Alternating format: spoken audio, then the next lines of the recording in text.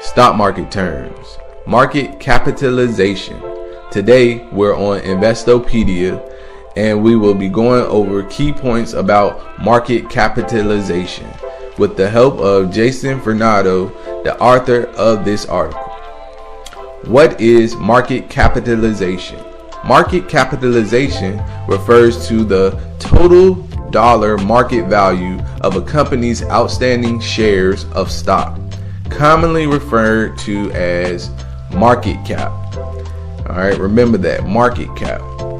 It is calculated by multiplying the total number of a company's outstanding shares by the current market price of one share. For example, a company with 10 million shares selling for $100 each will have a market cap of $1 billion. Alright, and something I want to really point out is they have different market caps referred to as large, mid, small, and micro. Alright, large cap or big cap companies typically have market capitalization of 10 billion or more. These large companies have usually been around for a long time and they are major players in well-established industries. So a lot of companies that have that large cap, sometimes they are blue chip companies. As you see, they have a few examples: Microsoft, Johnson & Johnson. Then mid-cap companies generally have a market capitalization between 2 billion and 10 billion. Mid-cap companies are established companies that operate in an industry expected to experience rapid growth. Then companies that have market capitalization between 300 million to 2 billion are generally classified as small cap companies. These small cap companies could be young in age and or they could serve niche markets and new industries. And then you have even smaller companies known as micro cap with values between approximately 50 million and 300 million. Alright, now that we've went over the different types of market caps, I want to show you guys some examples of a few. Alright, Apple. As you guys see, Apple's market cap is $2.08 trillion. So Apple, of course, is a large cap company. So is Microsoft with a market cap of $1.85 trillion. And Coca-Cola with a market cap of $237.50 billion. And of course, all you guys know that these are household names. So those are your larger cap companies. Okay, now we're looking at EPRT, my favorite REIT, and it has a market cap of $3.27 billion. And it is a mid-cap company.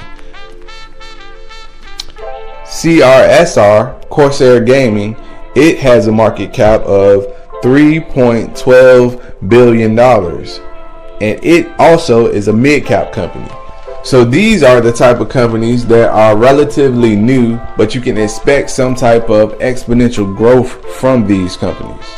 Now I'm on TPGY, which is Pace Financial, which is a company that will become EV Box, and they are involved in the charging of electrical vehicles across seas.